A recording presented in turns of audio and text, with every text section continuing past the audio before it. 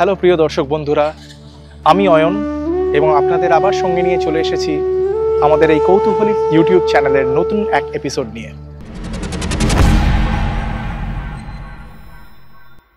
আজকে আমরা যে স্থানে এসে উপস্থিত হয়েছি তার সাথে যুক্ত রয়েছে ফরাসি উপনিবেশের ইতিহাস। হ্যাঁ, এতক্ষণে নিশ্চয়ই আপনারা বুঝে গেছেন আমি কোন স্থানের কথা বলছি। আমরা চলে এসেছি চন্দননগরে, মহানগরী চন্দননগরে। চন্দননগর নামটা যখনই আপনারা শোনেন তখন কিন্তু শুধুমাত্র ফরাসি উপনিবেশের কথাই কিন্তু মনে পড়ে না। এই শহরটা কিন্তু ঐতিহাসিকভাবে যতটা গুরুত্বপূর্ণ ততটাই কিন্তু গুরুত্বপূর্ণ সাংস্কৃতিকভাবে, এবং একই রকমভাবে উৎসবের দিক থেকেও কিন্তু এই শহরের বিরাট নাম রয়েছে। এবং চন্দননগরের উৎসব মানেই কিন্তু একটাই নাম মনে পড়ে, একটাই কথা মনে পড়ে, জগদ্ধাত্রী পুজো। হ্যাঁ, আজ আমরা এই চন্দননগরে জগদ্ধাত্রী পুজোর পরিক্রমাতে বেরিয়েছি। চন্দননগরের কিছু বিখ্যাত পুজো মণ্ডপে যাব এবং সেখানে গিয়ে এই মণ্ডপের ইতিহাস, এই পুজোর ইতিহাস, কত প্রাচীন এই পুজো এবং এই পুজো সংক্রান্ত সমস্ত তথ্য আমরা আজকে অর্জন করব।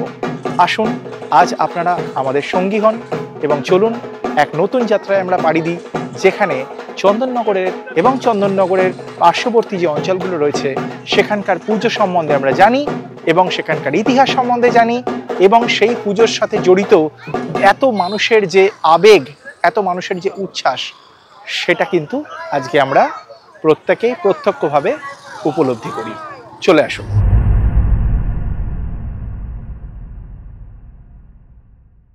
নমস্কার, আজ আমরা চলে এসেছি ঐতিহ্যপূর্ণ শহর চন্দননগরের অত্যন্ত বিখ্যাত একটি জগদ্ধাত্রী পুজো মণ্ডপে, যার নাম বাগবাজার সর্বজনীন। এবং আজকে আমরা যাদের সঙ্গে পেয়েছি, আমরা প্রথমে তাদেরকে অনুরোধ করব যে আপনারা আপনাদের নাম এবং পরিচয়টা যদি আমাদের দর্শকদের একটু জানেন। আমি মোহনলাল সেনগুপ্ত, আমি এখানে কার্যকরী সভাপতি পূজা কমিটি। আমি তাপস কুমার চক্রবর্তী, পুরোহিত। আমি জয়ন্ত মুখার্জি, পুরোহিত। এত প্রাচীন এবং ঐতিহ্যপূর্ণ আপনাদের এই বাগবাজার সার্বজনীনের পুজো, প্রথম আপনাকে যেটা জিজ্ঞেস করবো যে আনুমানিক তা প্রায় কত বছর হবে এই পুজো চলছে আপনাদের এখানে? এই বছর আমাদের বাগবাজার সর্বজনীন জগদ্ধাত্রী পূজা কমিটি 191 বছর হচ্ছে। 191 অলমোস্ট 200 বছর। 9 বছর বা 200 হবে। আচ্ছা আচ্ছা আচ্ছা আচ্ছা আচ্ছা। তা আপনারা তো দীর্ঘ বহু বছর ধরে এই পুজোর সাথে, প্রায় বলতে গেলে আপনারা ছোটবেলা থেকেই এই পুজোর সাথে যুক্ত রয়েছে এবং আপনারা এখানকারই বাসিন্দা। একদম। তা আপনারা দীর্ঘ এত বছর ধরে এই পুজোর যে বিবর্তন, সেটাকে আপনারা কিভাবে দেখতে পেয়েছেন? ব্যাপারটাই যুগের সঙ্গে সঙ্গে পরিবর্তন হয়েছে। আমাদের প্রথমে যখন পুজোটা শুরু হয় তখন আমাদের এখানে যারা তখনকার দিনে ছিলেন, এখানকার ডক্টর জ্যোতিপ্রসাদ ঘোষ, শীতলপ্রতা, এখানকার মেয়েরা, এখন আদিমার পুজোটাই হতো। তো আচ্ছা, তখন তখন ছিল আপনাদের ওই আমাদের মহিলাদের বেরোনো বারণ ছিল ঘণ্টা পাতা ছাড়া, সেই করেই ওরা যেতেন আদিমার পুজো দেখতে। আচ্ছা। পুজো ওখানে পুষ্পাঞ্জলি দিতে। আচ্ছা, এই আদিমার পুজোটা কোথায় হতো? এর নিচুপটি এখন যেটা আছে আদিমা বলে বিখ্যাত। আচ্ছা, ওখানে কি মানে মন্দির রয়েছে? মন্দির আছে। আচ্ছা আচ্ছা। বাজারে। আচ্ছা, নিচুপটি, ওটি আদিমা বলে পরিচিত। ওর কোনো বয়সে নেই। আচ্ছা আচ্ছা। কত বয়স কেউ যায় না, আমরাও তো যাই না, নিজেরাও জানি না। আচ্ছা। 8 বছর পর তারপরেই হচ্ছে তেঁতুলতলা। আচ্ছা, ভদ্রেশ্বর তেঁতুলতলা, এটাকেই বলে আর কি। এখন এখানে আরম্ভ হলো, এখানে দেওয়ার পরে এখানে মহিলারা সবাই বললেন, পাড়া কয়েকজন ছেলেকে, যেমন তখনকার দিনে ছিলেন কপিল দাস বৈরাগী, একরি মুখার্জি, দেওয়ারি কর্মকার, জ্ঞানেন্দ্রনাথ ঘোষ, দীনেন্দ্রনাথ মিত্র, জ্যোতিপ্রকাশ ঘোষ, এরা সব ছিলেন। তাদের মহিলারা ডেকে বললেন যে তোমরা এত দূরে যাচ্ছি আমরা, আর পাড়ার মহিলারা কেউ যাচ্ছে না পুষ্পাঞ্জলিতে, কারণ তখন তো ঘোমটা পড়া যুগ, তুলে বেড়ে যেতে পারতেন না। তখন ঠিক করলেন যে আমরা তো তোমরা একটা পুজো করো। মেয়েরাই বললেন, অনুরোধ করেন তার স্বামীর কাছে। আচ্ছা। স্বামীরা তখন ঠিক করলেন একটা পুজো করবে। যখন মায়েরা যাইছে এখানকার, তখনই একটা পুজো আরম্ভ হলো 1835 সালে। মানে মূলত দূরত্ব তাদের কাছে অনেকটা কষ্টকর হয়ে উঠেছিল। কথা হচ্ছে তখন তো গাড়ি ঘোড়া ছিল না, ওনাদের না ঘোড়া গাড়ি ছিল না, ঘোড়া গাড়ি কি চলেন, কিন্তু পাড়ার অন্য মহিলারা কি হেঁটে যেতেন। মূলত পায়ে হেঁটে এতটা দূরত্ব অতিক্রম করতে তাদের অনেকটাই কষ্ট হতো, সেই কারণে তারা চেয়েছিলেন যে তারা উদ্যোগ নিয়ে যাতে কাছাকাছি কোথাও একটা করতে পারে। আচ্ছা আচ্ছা। সেই থেকে সূচনা হলো 1835 সাল। আচ্ছা, 1835 সাল, বাংলার 1242 শতাব্দ বাংলা, সেই থেকে পুজো শুরু হলো।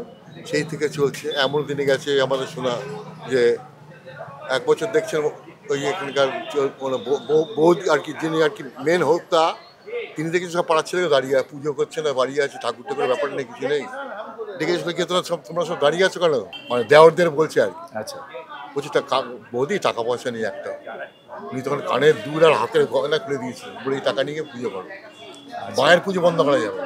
কতটা উদার মনস্কা ছিলেন সেই সব দিনে। তখনকার দিনে তখন মানে কত ভক্তি ছিল মায়ের উপরে, সেই থেকে পুজো বলছি, এখন কোনো বন্ধ হয়নি। আচ্ছা আর চালু আছে বাগবাজারে, যেটা একটা সবচেয়ে বড় কথা, যেটা চালু ছিল আগেও এখনো আছে। আপনারা দেখবেন সারা চন্দ্রনগরে আমরা যে গয়না যেভাবে পড়াই, প্রতিটা গয়না কিন্তু প্রথম। আর এত জাগ্রত বা সব কিছু দেয়া, আমাদের একটা কেনা নেই এক পয়সা দিয়ে। আচ্ছা আচ্ছা সমস্ত লোকে মানুষ করে পেয়েছে, মায়ের কাছে পেয়ে সব কিছু পেয়েছে। যার জন্য দেখুন, আমি কানের দুধ থেকে আরম্ভ করে সব বলতে ডিজাইন চন্দ্র যত আছে গয়না, মুকুট থেকে আরম্ভ করে সব কিন্তু আমাদের প্রথম। আমরা হিংসা করছি কিন্তু গর্ববোধ করি যে আমাদেরটা নিয়ে। নিশ্চয়ই এটা বিরাট গর্বের বিষয়। চন্দন সেজে উঠছে, এটা সবচেয়ে বড় গর্ব আমাদের কাছে, এবং সেটাও চন্দননগর বাসীদের নিজের উদ্যোগে। এখানে কিন্তু কোনো মানে আমরা বিভিন্ন দুর্গাপূজাতে দেখতে পাই যে অনেক স্বনামধন্য গয়না কোনো কোম্পানি তারা নিজেরা স্পন্সর করে, তারা নিজেদের গয়না দিয়ে সাজায় মাকে, কিন্তু এখানে সম্পূর্ণ আপনাদের নিজেদের উদ্যোগে, এবং এখানকার যারা সাধারণ বাসিন্দা শুধুমাত্র তাদের উদ্যোগেই মা সেজে উঠছে। আর কলকাতার মধ্যে আমাদের এখানে কোনো নেই, এর পুজো ওর পুজো বলে কিছু নেই। আচ্ছা আচ্ছা, বাবা সর্বজনীন, বাবা সর্বজনীন।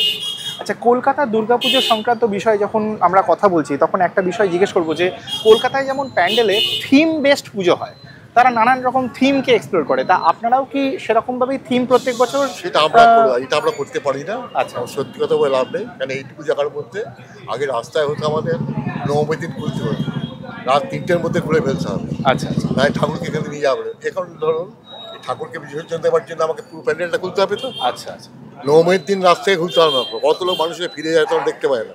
আচ্ছা, পুরো লাইট খুলে প্যান্ডেল খুলে সব খুলে ঠাকুর দিয়ে লয়তে তুলতে হবে। আচ্ছা, তা আমি সেটাই ভাবছিলাম যে আপনাদের মায়ের পুরো পরিকাঠামো এখানেই তৈরি হয় সব পুরোটা একদম। আচ্ছা, তা এইখানে মাকে তৈরি করার পরে আমি দেখতেও পাচ্ছি ইনফ্যাক্ট যে এখানে মাকে সাজানো হচ্ছে, তা এখানে মাকে যেই রূপে আমরা দেখতে পাচ্ছি তা প্রত্যেক বছর কি এরকমই ট্র্যাডিশনাল রূপে মাকে সাজানো হয়? আর কোনো রূপ নেই, মা জগৎজয় জহাতির একটাই মাত্র রূপ। আচ্ছা, এই হাতির উপরে হাতি আছে অসুর, সিংহের উপরে মা বসে আছে। আচ্ছা, তা আমি আপনাদের এই পুজো সংক্রান্ত একটা বিষয় জিজ্ঞেস করবো যে চন্দননগর তো বিখ্যাত জগদ্ধাত্রী পুজোর জন্য, প্রায় বহু জায়গায় এই পুজো হয়।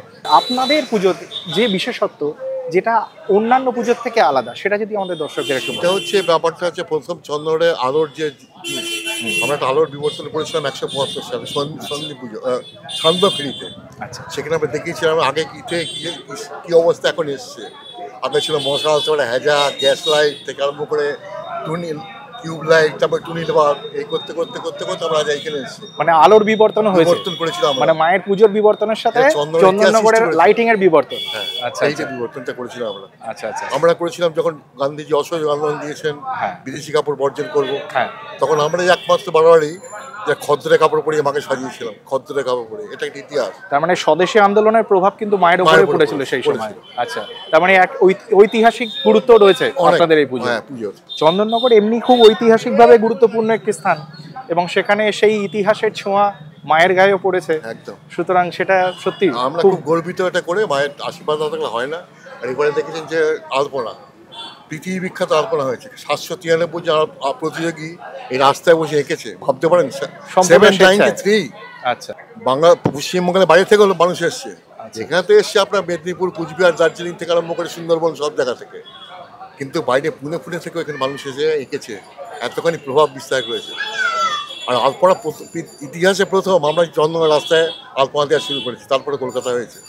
এখন এখানে হচ্ছে অবশ্য ঠিকই আছে। আচ্ছা আচ্ছা, আমাদের ঐতিহ্যটা আছে।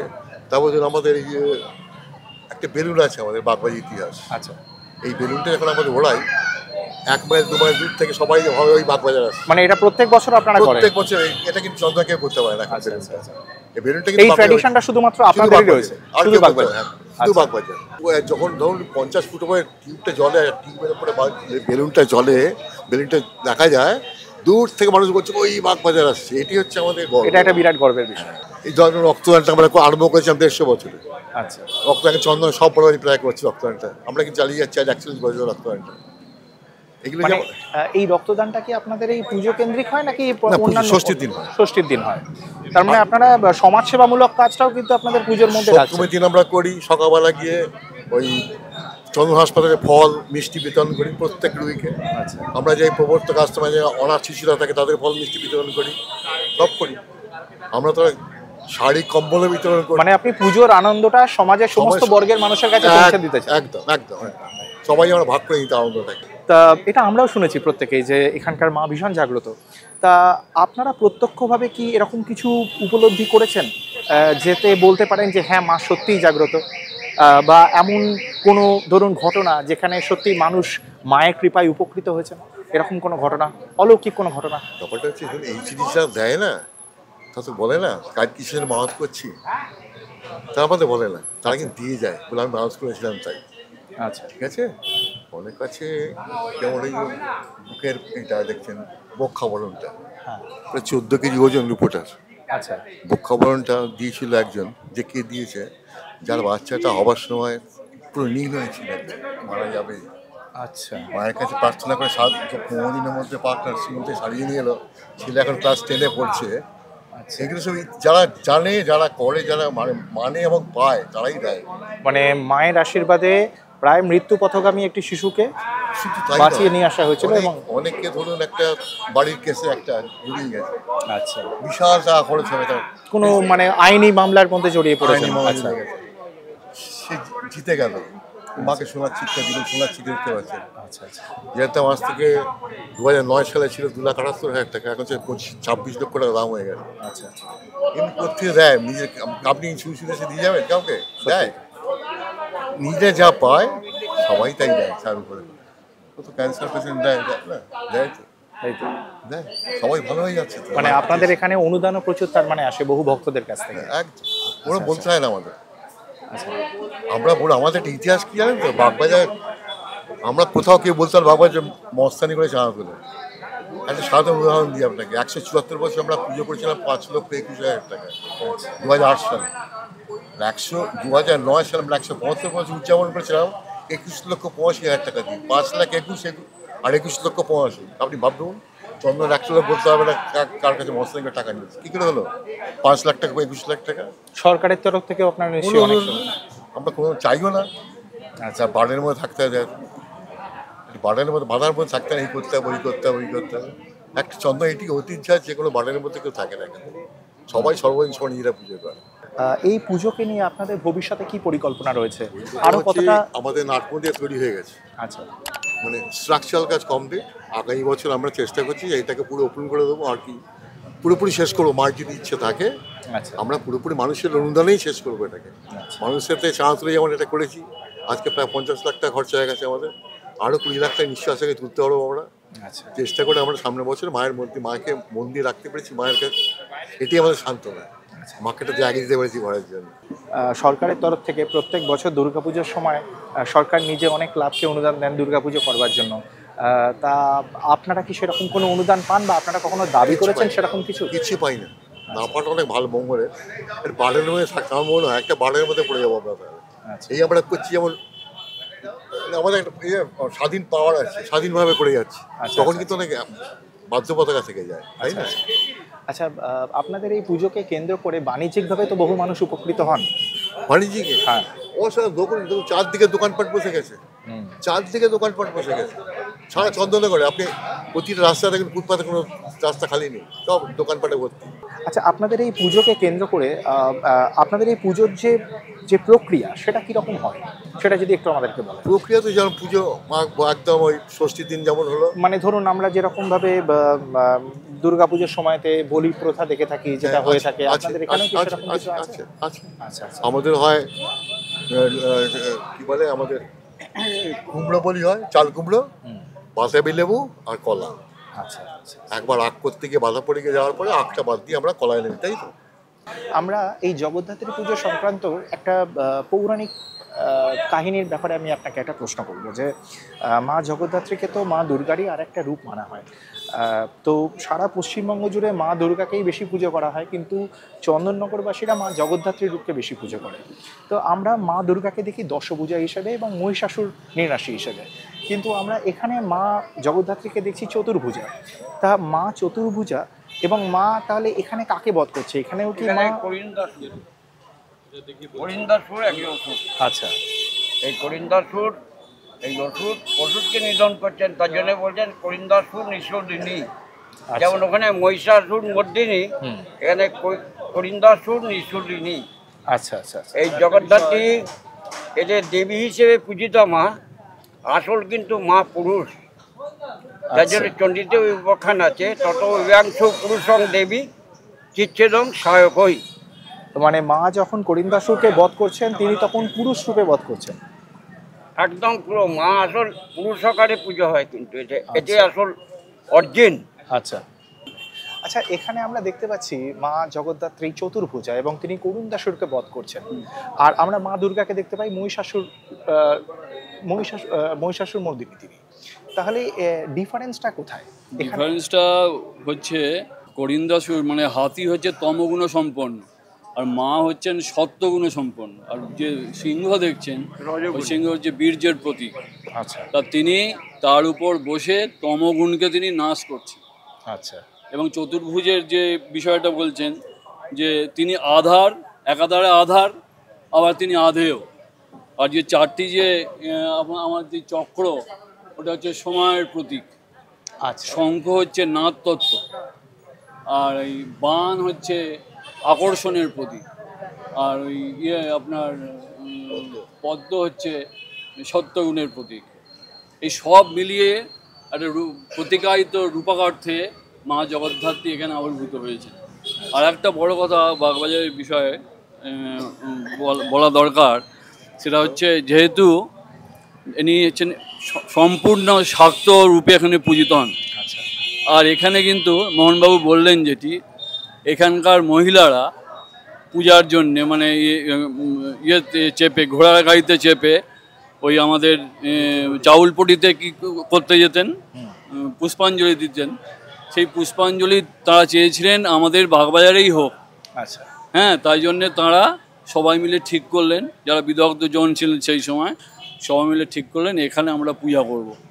এবং ওই জন্যে নারী শক্তির যেহেতু বিষয়টা, এখানে নারীরা এখানে কিন্তু একটা প্রধান রূপ মানে গ্রহণ করেছে। আর একটা বিষয়, যখন খুব অর্থনৈতিক অবস্থা এনার কাছেই শোনা আমার, বারবারই সেই মুহূর্তে যখন অর্থনৈতিক অবস্থার একটুখানি স্বল্পতা হয়েছিল, তখন কিন্তু গহনা বিক্রি করে নারীরা সেই সময় পূজা কিন্তু চালাতে, মানে ওই অর্থাভাবের মধ্যেও নারীরা নিজের গহনা বিক্রি করে করেছেন।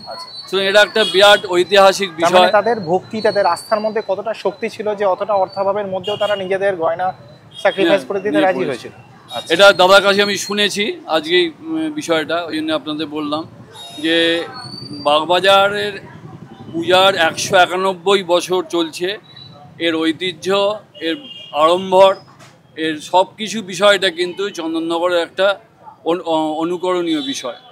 অন্যান্য বাড়িরা বাগবাজারকে অনুকরণ করেন, বিশেষ করে গয়নার ক্ষেত্রে হোক, অন্যান্য আড়ম্বর দিক থেকে হোক, পূজার দিক থেকে হোক। পূজাটা কিন্তু এখানে খুব আমার আছেন, পুরোহিত মশাই আছেন, এখানে পূজাটা খুব আড়ম্বরপূর্ণ হয়, ভক্তি শ্রদ্ধা সহকারে, এবং হাজার হাজার মানুষ এখানে পুষ্পাঞ্জলি দিতে আছেন। বাগবাজারে পুষ্পাঞ্জলি দেবো মানুষের একটা ক্রেজ আছে। আচ্ছা। অন্যান্য যে অন্যান্য স্থানের থেকে এখানে সবাই আমি দেখেছি, এখানে বসে দেখেছি আমি যে কলকাতা থেকে আসছেন, বিভিন্ন জায়গাতে দূর দূরান্ত থেকে আসছেন, মায়ের পুষ্প অর্পণ করবেন, পাদপদ্মে পুষ্প অর্পণ করবেন। সুতরাং বাগবাজার কিন্তু একটা প্রতীক বলতে পারে। তার মানে চন্দননগরের মধ্যে সব থেকে উৎকৃষ্ট মানের পুজো যদি আমরা ধরতে পারি সেটা অবশ্যই অবশ্যই বাগবাজার। চাউলপটি আছেন, চাউলপটি পৌরাণিকতার শ্রেষ্ঠত্ব, বাগবাজার কিন্তু সব দিক থেকে শ্রেষ্ঠত্ব। এবং আর একটা কথা, এনাদের সামাজিক কাজ, কেবলমাত্র দৈবিক কাজ তো নয়, একটা সামাজিক কাজ দরকার। বিশেষ করে হাসপাতালে ফল বিতরণ, নানা সাংস্কৃতিক অনুষ্ঠান, দরিদ্রদের সেবা করা, মানে দেওয়া, কাপড় জামা ইত্যাদি দেওয়া, হাসপাতালে ফল দেওয়া। তাছাড়া একটা অঙ্কন প্রতিযোগিতা হয়, সেটা চন্দননগরে কোথাও হয় না। আচ্ছা। মানে দেখবেন রাস্তায় যেতে যেতে দেখবেন করা আছে, আলপনা করা আছে অনেক দূর পর্যন্ত। প্রচুর ছেলে মেয়ে এখানে আঁকতে আসে এবং পার্টিসিপেট করে। সুতরাং সব দিক থেকে, মানে পূর্ণাঙ্গ দিক থেকে বলা যেতে পারে এই জগদ্ধাত্রী পূজা কিন্তু একটা মানে বিশেষ স্থান অধিকার করেছে চন্দননগরের মধ্যে। আমরা প্রত্যেক বছর দুর্গাপূজায় দেখি যে বিভিন্ন সংবাদ সংস্থা বা অন্যান্য অনেক অর্গানাইজেশন থেকে বিভিন্ন দুর্গাপুজো এবং তাদের কাজকে পুরস্কৃত করে, নানান ধরনের স্থান অধিকার করে সেই সব পূজা মণ্ডপ। তা আপনাদের এখানেও কি সেই ট্র্যাডিশন আছে? আচ্ছা। তা নিশ্চয়ই আপনাদের সেটা হচ্ছে মডার্ন ডেয়ারি। আচ্ছা, চন্দন সেন্ট্রাল কমিটি আছে, যেটা ভারতবর্ষে কোথাও নেই। পুজো কমিটি 140টা বারোয়ারিটার মেম্বার চন্দন, প্রতিটা বারোয়ারি তাদের নিয়ে চন্দন সেন্ট্রাল জগদ্ধাত্রী পূজা কমিটি আছে, আচ্ছা। তারা পুরস্কার দেয়। প্লাস তারপরে আমরা অনেক ইটিভি আছে, বিভিন্ন রকম সংবাদ সংস্থা থেকেও আপনাদের তো পুজো কভার করতে আসে। আচ্ছা, আমাদের এই বাগবাজারের পূজাটি আধ্যাত্মিক দিক থেকেই হোক, স্পিরিচুয়াল দিক থেকেই হোক, কিংবা সোশ্যাল বা সামাজিক দিক থেকেই হোক, সব বিষয়ে একটা মানে কি বলবো অগ্রণী ভূমিকা গ্রহণ করে। আচ্ছা, এবং সাংস্কৃতিক দিক থেকেও তাই। আচ্ছা, সাংস্কৃতিক দিকটাও এখানে খুব চর্চিত হয় এবং ওই জন্য নানা সংস্থা আছেন আমাদের পুরস্কৃত করেন। হ্যাঁ, এবং মানুষের বিশ্বাস সব থেকে বড় কথা, এখানে মানুষ খুব বিশ্বাস নিয়ে আসেন জগদ্ধাত্রী কৃপা লাভ করার জন্য। এই বিশ্বাসটা আকুতি নিয়ে আসেন।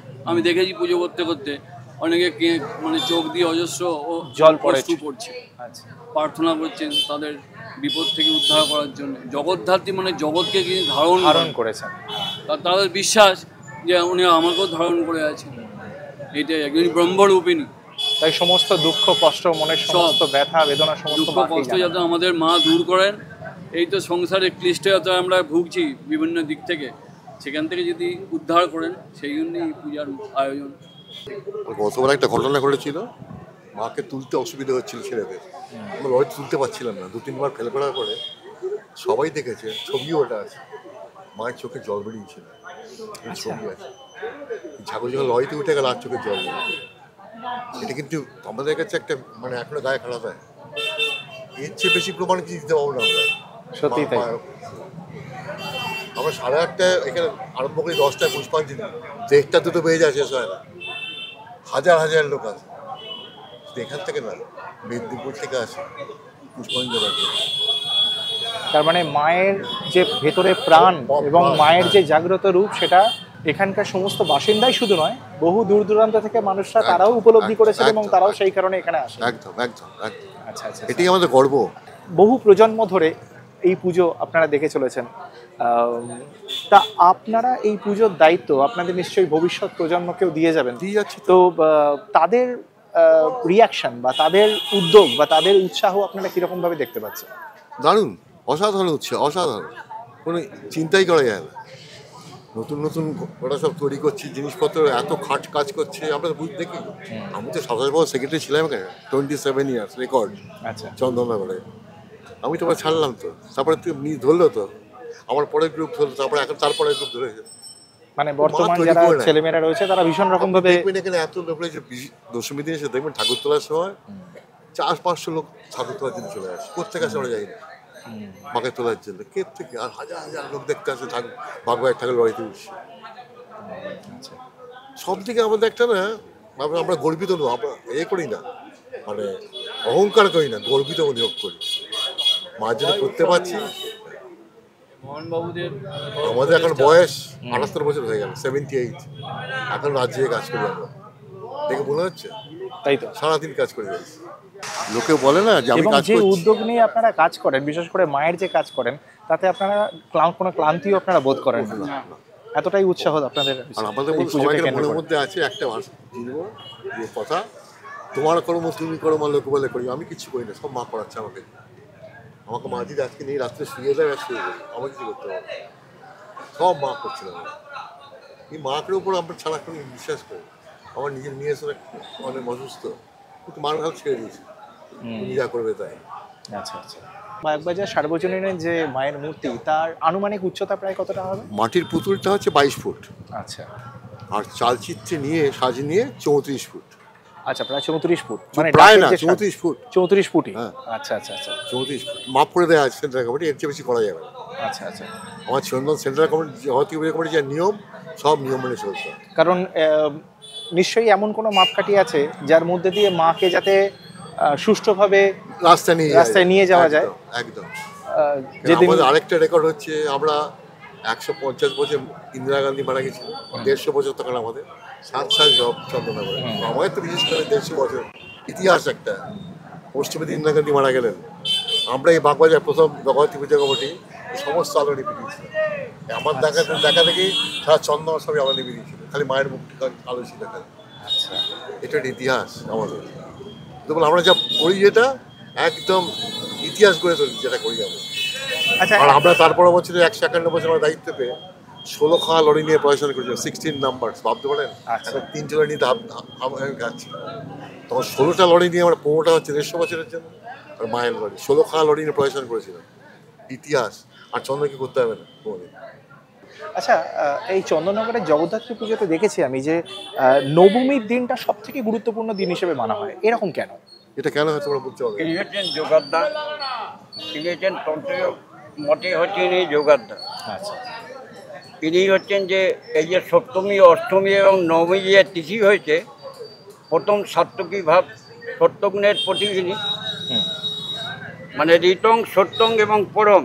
আচ্ছা, মানে ঋতে আছেন, সত্যে আছেন এবং পরমে আছেন। আচ্ছা, এইখান থেকে নবমী, এই সপ্তমী, অষ্টমী এবং নবমী এটা তৈরি হলো তিথিগুলো। আচ্ছা, এবং যার মায়ের হাতে যে অস্ত্রশস্ত্র আছে, ভগবান বিষ্ণুর নারায়ণের হাতে যা অস্ত্র, সব আয়ুধ মায়ের কাছে কিন্তু 4 হাতের যে আয়ুধ, এটা হচ্ছে নারায়ণের অস্ত্র।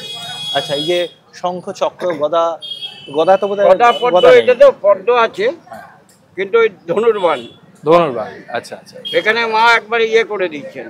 আচ্ছা, আচ্ছা। আচ্ছা, আমরা দুর্গা পুজোতে যেরকম সন্ধি পুজো হতে দেখি, মানে অষ্টমী আর নবমীর মাঝে, এখানেও তা হয়? প্রত্যেক দিন হয়। আচ্ছা, সপ্তমী, অষ্টমী, নবমী প্রত্যেকদিন সন্ধি পুজো হয়। আচ্ছা, আচ্ছা, যেটা হয় না না, সন্ধি যেমন যেটা হচ্ছে দুর্গার, যেমন সন্ধি 24 মিনিট, অষ্টমীর নবমীর 24 মিনিট, এই সন্ধিক্ষণ 48 মিনিট। এইটা হচ্ছে মায়ের যে ইয়ের অপরাধ শক্তি যে পুজো করা হয় সন্ধি। এখানে মহিষাসুর নিধন হয়ে যায়। এবং মা সুসিদ্ধিটা কীভাবে, মা পড়ে আছেন কি তার বসন রক্তবস্ত্র, এই ধ্যানের মাধ্যমেই তার পুরোটা বর্ণনা দেওয়া আছে। এবং সা নাভি কমলে স্থিতা ব্রহ্মা প্রজাপতি, এই যে এই নাভি কমল থেকে পদ্মের উৎপত্তি, তার উপরে না মা। আচ্ছা, এবং সত্যগুণের ওই তমগুণের, এই যে আমার ওই ভাই যে বললো পুরোহিত, ধরুন তমগুণকে নিধন করছেন কাকে দিয়ে? সিংহ হচ্ছে এখানে রজগুণের প্রতীক। এবং আমরা সত্য গুণকে দেখছি রজগুণের উপর ভর করে তমগুণকে নাশ করছে। এবং বলছেন মা হচ্ছেন একদম পড়া চৈতন্যের শেষ কথা। আচ্ছা, যেমন এর কোনো ম্লান হয় না। যেমন চণ্ডীতে একটা কথা আছে যে অম্লাজং পঙ্কজ মালা শিরশ্রী ভূষণম, এখানে যে ওমকারে মা নেমেছিলেন সেই ওমকারেই নির্ভর হয়ে যায়। মানে মা নিজেই পরম ব্রহ্ম। উনি বলবেন আমাদের এখানে বলি কিন্তু পশু বলি হয় না কিন্তু। আচ্ছা, এই শশা বা কলা। আচ্ছা, আচ্ছা, আচ্ছা, ঠিক আছে, ক্ষীরফল মানে যে কলা, আর শশা আর কদলী। আপনাদের এই বলি প্রথাই কি আপনাদের চিরকাল ছিল নাকি আগে কখনো পশু বলি হতো? মানে আগ দেওয়া হতো। আচ্ছা, বিভিন্ন অবস্থাতেই মানে ছেলেপুলেটা টানাটানি করে এবং ডিঙি করে বলে যেখানে পায়েটায় লাগিয়ে দিয়ে আগ একবার বলিতে আটকে যায়। আচ্ছা, সেইখান থেকে যে বলি আটকে যাবে সেটার মাকে আমরা ফেরত দেবো। আচ্ছা, আচ্ছা, বলিকে আমরা পাল্টে দিই। তখন বলি করার অর্থটা তো আমাদের অপব্যাখ্যা হয়েছে বলে, তাই বলি করার অর্থ হচ্ছে যে মাকে উৎসর্গ করা, সেখানে হত্যা করার কোনো প্রশ্নই নেই। এবং মা তার সন্তানের রক্ততে পিত নন, এটাই তো তার এটাই তো মা ডিসকাস করে দিয়েছেন পুরো। আমরা আজকে ধরুন সেই জায়গাগুলোই ভুল বুঝিয়েছি, যেটা ব্রাহ্মণ সমাজের উপর যেটা ন্যস্ত করা ছিল, তারাই এগুলো সমাজকে প্রতিষ্ঠা করবে, তারা আজকে মিসগাইড করে দিয়েছে। আপনি বলতে চাইছেন যে বলির অপব্যাখ্যার কারণেই আজকে বহু পশু প্রাণীদেরকে হত্যা হচ্ছে। এবং বলি যে হয় সেই যে যজ্ঞের পশুকে আর্য ঋষিরা যে আমাদের যে পরম্পরা, তারা যজ্ঞেতে আহুতি দিত। আর এখন এটা আমরা ভোজনের জন্যে, খাবার জন্যে পাঁড়া বলি দিই। এটাই তফাৎ, মানে বিবর্তন এইখানেই এসে গেছে। কাদের উদ্দেশ্যটা প্রাথমিকভাবে ছিল মাকে উৎসর্গ করার, কিন্তু এখন হয়ে গেছে নিজেরা খাওয়া। এই যে ভাই বললো ধরুন যে যে মা বলছেন কি আধার পাত্র এবং পাত্রস্থ বাড়ি আধার ভূতে চাঁদে ধীতি রূপে ধীরণ ধরে ধ্রুব ধ্রুব পদে ধীরে জগদ্ধাত্রী নমস্তুতি। এই যে মাকে আমরা নমস্কার করি এগুলো সব তার বর্ণনা করা আছে, কিন্তু আমরা সেটা বুঝিনি। অজ্ঞতা আমাদের ডিসক্রেডিট ব্রাহ্মণ সমাজের, এবং তারা তারা মাকে সেইভাবে নেয়। আচ্ছা, ধরুন আমার এখানে পুজো করছি আমি, ধরুন নবমীর দিন আমাদের 15 ঘন্টা 14 ঘন্টা 15 ঘন্টা পুজো করতে থাকে, সম্ভব নয় মায়ের কৃপা ছাড়া। একটা আসনে বসে আমরা 2 পুরোহিত ধরুন বা 3 জন 15 ঘন্টা, এবং যারা পুজো করেন এবং ম্যানুয়াল যারা থাকে এই দাদা আমাকে নিয়েছে, ঠিক আছে, আমি 43 বছর পুজো করে দিলাম।